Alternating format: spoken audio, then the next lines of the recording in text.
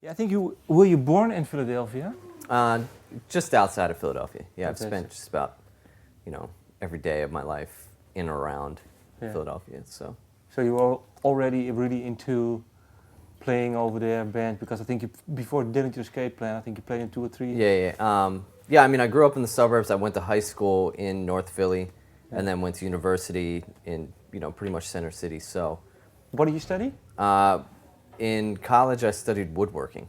Woodworking. Yeah, and How then I come? left 3 years in to do this. So I went to a school that was, an art school, but had a music program, so that I could take like 1 or 2 credits every semester and have it just be, once every other week I had a 1-hour bass lesson.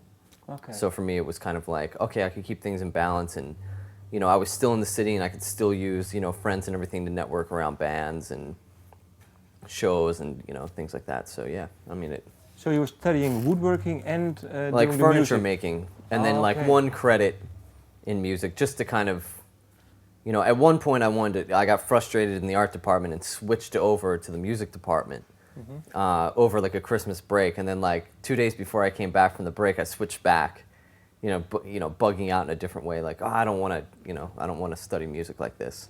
How come? Why? Because I guess there were a lot of reasons, but I think part of it was I had a cousin who went to Berkeley, and he was just an incredible guitar player, and from like a very early age, just kind of like got it in my head that like, don't go to music school. And he went to like I said, he went to Berkeley for a year or 2, dropped out, joined the Marines, and never went back. He like barely picks up his guitar anymore. So I was just like, like I just don't feel like that's the direction I'm going. I didn't want it to be so academic, and I Okay. think at the time I was really just more into art. I just had in my head, I thought that would be a more likely thing. what sort of art? Like I said, like woodworking, So that's sculpture. okay. So you know.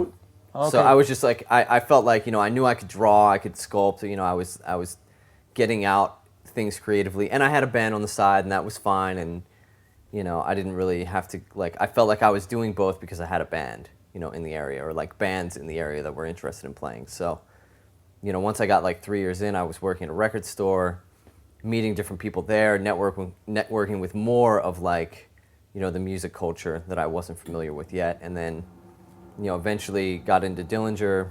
How? Do you still woodwork or? Not really. I don't have time, and I think, I haven't had the means to like, when I'm constantly touring, it hasn't made a lot of sense to like own a lot of space, or like rent a lot of space. So for me to like buy a table saw or like set up a wood shop is pointless when I'm on the road 10 months of the year. That's true, yeah. So I have friends that went all the way through the program who have, studios in loft spaces and things like that, where if I ever had the opportunity, I could always use them. And I recently bought like a real fixer-upper property. But I think it is a craft, so you have to do. Yeah, it. I mean, today it's kind of like, do I still do woodworking? I mean, I guess to get really zen about it or something, every time I pick up my bass, I still feel like there's things about woodworking that I apply to playing, or, like different, like a famous woodworking saying might be like, measure twice, cut once. And I feel like that directly applies to like playing bass, especially in this band, where it's just like, sometimes with everything going on, the bass of the rhythms, it's just like less is more. Drive this pulse and just keep it moving, and so that kind of thing, applies, or just kind of like the idea that it's a craft, and like you got to make mistakes, and you got to just keep working at it, and you're not going to be like, there's no such thing as like a virtuoso woodworker. You know what I mean? Like there are like these 4-year-old musicians and like 4-year-old Woodworkers. Yeah, there's no such thing. So it's kind of like, it kind of dawns on you that most people are, you got to work on this every day, you know what I mean? And even if you have the talent, it takes a while to like sand this down and like build this thing, even if you know how to do it. But do you have the ambition to start it again, maybe? Yeah, but I don't always have the time.